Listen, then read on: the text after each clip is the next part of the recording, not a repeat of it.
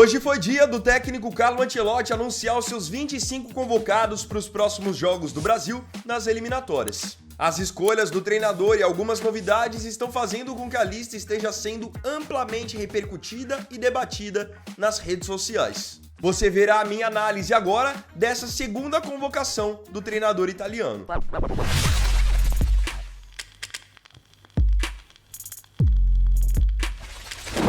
Antes, queria só te dizer que você não vai perder nada da data FIFA da seleção brasileira agora em setembro com o aplicativo SofaScore instalado no seu celular. No SofaScore você confere horários dos jogos, resultados, tabelas, estatísticas e muito mais. Você pode conhecer o SofaScore exatamente agora ou escaneando esse QR Code aqui, apontando a câmera do seu celular ou clicando no primeiro link da descrição. Lembrando que o SofaScore é o aplicativo que eu utilizo aqui no canal para trazer as estatísticas para vocês e ele é completamente gratuito. Vamos lá, o Brasil agora, na data FIFA de setembro, faz 2 jogos pelas eliminatórias, que inclusive são os últimos 2 jogos das eliminatórias. O Brasil encerra sua participação enfrentando o Chile em casa e depois vai até a altitude enfrentar a Bolívia. E aí as eliminatórias acabam. Depois, até a Copa do Mundo, na metade do ano que vem, o Brasil vai se preparar apenas com amistosos. Então Ancelotti hoje fez a sua segunda convocação numa lista que pegou muita gente de surpresa, porque vários nomes estrelados da Europa que eram aguardados na lista não apareceram. E outra, ele convocou muitos nomes que estão bem no futebol brasileiro, ele acabou chamando de volta alguns nomes que estavam de certa forma esquecidos e deu oportunidades até mesmo para alguns jogadores que estão na Rússia. Vamos então ver quem foram os convocados? Começando pelos goleiros, ele convocou Alisson do Liverpool, Bento do Al Nassr e Hugo Souza do Corinthians. O Alisson a gente já aguardava pela convocação, agora Bento e Hugo, eu achava muito difícil que os dois fossem convocados. Eu acho que os dois estavam ali numa briga por terceira vaga, junto com o João do Botafogo, com o Gabriel Brazão do Santos, mas eu imaginava que ele fosse levar o Ederson do City, e isso não aconteceu. O Ancelotti ele acabou deixando bem claro ao longo da sua entrevista, depois da convocação, que quer testar novos nomes, então a ausência do Ederson pode estar dentro disso. Ele já conhece o Ederson e quer agora conhecer outros nomes, então levou o Alisson, o Bento e o Hugo. Lembrando que o Hugo e o Alisson já estavam na primeira convocação, assim como o Bento, se eu não me engano. Nas laterais, o Ancelotti fez uma coisa que eu não esperava. Geralmente, os treinadores convocam 2 nomes para a direita e 2 para a esquerda. O Ancelotti ele fugiu um pouco disso. Ele convocou 2 laterais para a direita e 3 laterais para a esquerda. Em geral, os treinadores não fazem isso porque quando você convoca 3 jogadores para lateral, vai ter alguém que obviamente vai ficar sem jogar. Então eu acredito que ele vai querer testar também esses jogadores nos treinos e não só avaliar com as partidas, mas sim no dia a dia.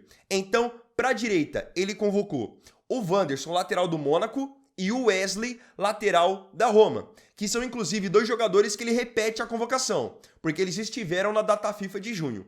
Agora, para a esquerda, tivemos novidades. Ele convocou o Alex Sandro do Flamengo, que ele já tinha convocado na outra data FIFA, e aí como novidades ele levou o Caio Henrique do Mônaco, que é um jogador há muito tempo pedido na seleção, e ele levou o Douglas Santos. Quem aí se lembra do Douglas Santos?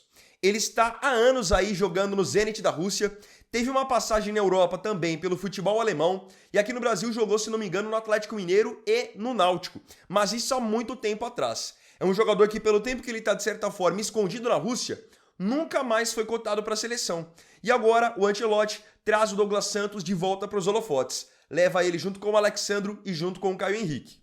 De uma maneira geral, o que eu achei dos nomes das laterais? Eu achei bons nomes. Eu só achei estranho mesmo ele ter levado 5 nomes. Agora, se a ideia é você testar jogadores que de repente estão em ascensão ou coisa do tipo, pra mim, hoje, faria muito mais sentido você levar pra esquerda, tá? O Luciano Juba do Bahia, que é um jogador que tá numa ascensão muito grande, do que você levar o Douglas Santos, que tá há muito tempo escondido na Rússia.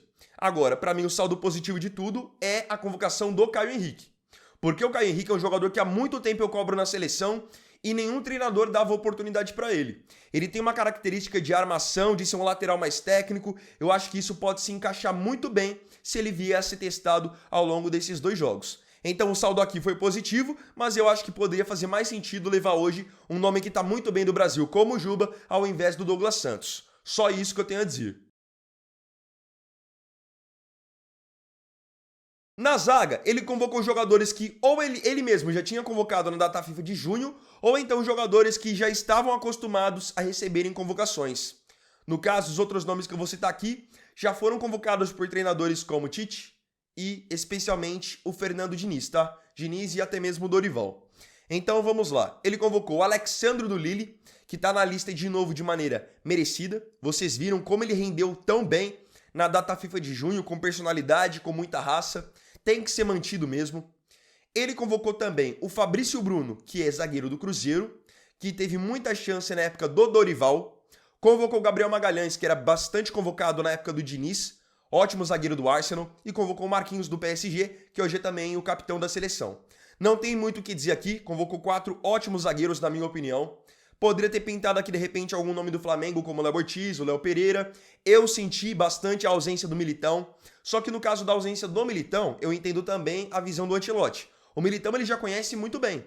Afinal, eles trabalharam por anos juntos no Real Madrid. Então ele disse que quer testar novos nomes e então faz sentido ele querer ver o Gabriel Magalhães agora voltando de lesão, querer ver o Fabrício Bruno, com quem ele ainda não trabalhou, e aí ele mantém o Alexandro e o Marquinhos para também não perder totalmente a sua base. Bons nomes aqui também. No meu campo, para ser sincero, foi onde eu tive as maiores discordâncias com o Ancelotti. Primeiro, na quantidade de jogadores. No meu campo, você em geral vai jogar ou com 3 jogadores ou com 4. Então, você vai tentar convocar geralmente mais jogadores para esse setor. Até porque você pode ter suspensão, pode ter lesão, enfim. Me chamou a atenção o fato de ele ter convocado poucos nomes para essa posição. Vamos a eles. Ele levou o Andrei Santos do Chelsea, o Bruno Guimarães do Newcastle, o Casemiro do Manchester United, o Joelinton do Newcastle também e o Lucas Paquetá do West Ham.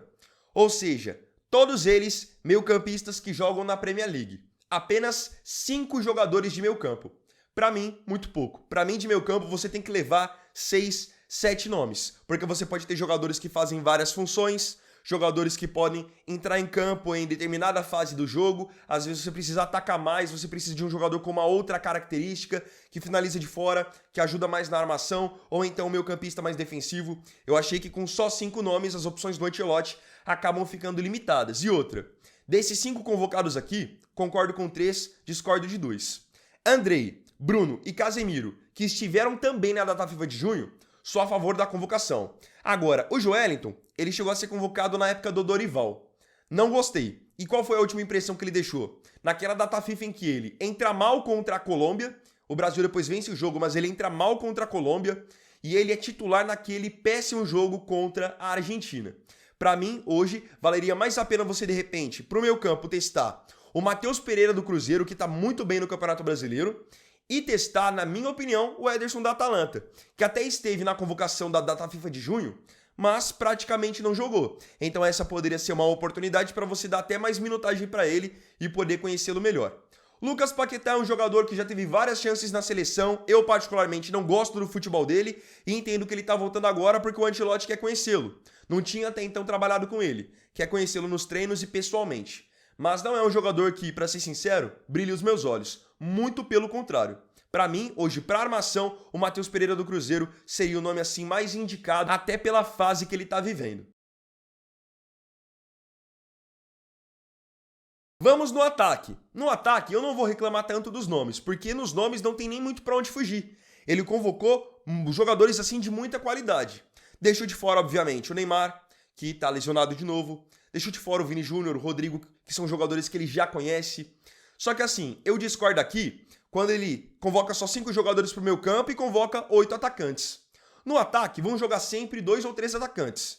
Você pegar e empilhar jogadores da mesma posição, para mim não faz tanto sentido. Mas enfim, vamos aos escolhidos. Que jogam geralmente abertos pela direita, temos Rafinha do Barcelona, Estevão do Chelsea e, surpreendentemente, o retorno de Luiz Henrique do Zenit. que teve bastante espaço com o Dorival quando era jogador do Botafogo e depois que foi negociado com o Zenit da Rússia, não tinha sido mais convocado. Para a esquerda, de ofício mesmo, ele tá levando o Gabriel Martinelli do Arsenal, que é um ótimo jogador, concordo com a convocação dele, e ele foi muito bem quando foi titular contra o Paraguai na última data FIFA. Aí, sendo ali praticamente um segundo atacante, quase que um meia armador, tem na lista dos atacantes o nome do Matheus Cunha, do Manchester United, que também foi muito bem na data FIFA de junho, quando também foi titular contra o Paraguai. E aí, para a camisa 9, ele levou 3 jogadores. João Pedro, do Chelsea, que ele não tinha convocado na outra data FIFA. Levou o Caio Jorge do Cruzeiro, que hoje é o artilheiro do Brasileirão, é convocado de maneira absolutamente merecida. E levou de novo o Richarlison do Tottenham, que até então, na temporada passada, não foi bem no Tottenham, não foi bem na última data FIFA, sendo que para mim foi o pior jogador do jogo contra o Equador, depois foi reserva contra o Paraguai, mas é um jogador que o Ancelotti conhece, já trabalhou com ele, e ao que tudo indica quer tentar dar uma sequência para ele dentro da seleção. Então, esses foram os convocados de ataque. No ataque, como eu falei para vocês, com as ausências do Neymar, do Rodrigo e do Vinícius Júnior, não tem muito para onde você correr. Ele quer realmente testar novas opções, inclusive dando uma segunda chance para o Luiz Henrique, que é um jogador que para mim tem muita qualidade e ainda estaria na seleção naturalmente se ele tivesse no Botafogo. Mas como ele foi pro Zenit, foi natural essa sumida dele. Mas pra mim é muito bom de bola. Agora, eu acho que se ele quisesse dar ainda andamento para um outro camisa 9 que também foi deixado um pouco de lado na seleção, esse cara seria o Igor Jesus. Pra mim hoje, o 9 mesmo da seleção, por tudo que tem feito, é o João Pedro do Chelsea. Isso é um fato. Não tem como você lutar contra o que ele tá jogando e os números dele. Só que o Igor Jesus é um cara que ele vinha bem do Botafogo. Quando ele foi convocado no ano passado para a seleção, ele deu conta do recado, ele vinha bem no Botafogo, foi agora para o Nottingham Forest. Eu achei que pelo menos ele merecia ser testado. Já que o Ancelotti disse que já conhece Rodrigo, Vini e não os convocou, o mesmo poderia valer para o Richarlison, que ele também já conhece. Então assim, foi uma lista ruim? Não acho, mas é uma lista de teste. E ainda mais tendo pela frente adversários mais frágeis como Chile e Bolívia, é uma boa oportunidade para essa galera que tá chegando agora tentar mostrar serviço. Luiz Henrique, convocado pela primeira vez, Joelinton, Paquetá, Douglas Santos, Caio Henrique, esses caras que precisam mostrar serviço. Porque querendo ou não, você tem uma outra leva de jogadores que não foram convocados, que são jogadores que para mim vão estar na Copa do Mundo. Casos de Neymar, Rodrigo, Vini Júnior, Militão. Esses caras só não foram convocados mesmo porque ou não estão 100%, ou então o Ancelotti já conhece tão bem que não precisa nem testar. Falando nisso, eu separei 2 declarações da coletiva do Ancelotti para mostrar para vocês. Uma declaração dele falando sobre isso de testar novos jogadores e uma outra declaração dele falando sobre o Neymar. Vamos lá. Sobre testar novos jogadores, ele disse o seguinte: é uma lista que mudado um pouco em comparação à primeira convocação. Tem 9 jogadores que não estão agora.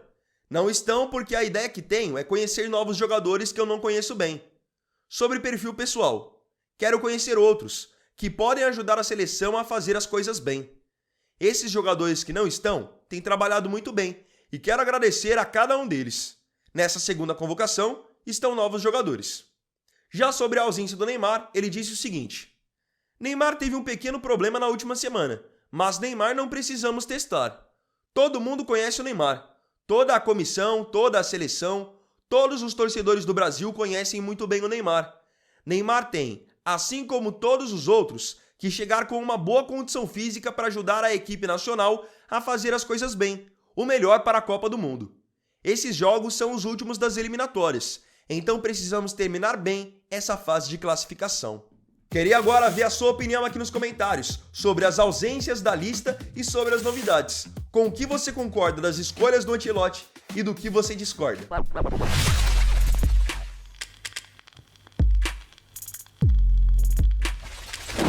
Então, bom galera, esse vídeo aqui foi o segundo dessa segunda-feira.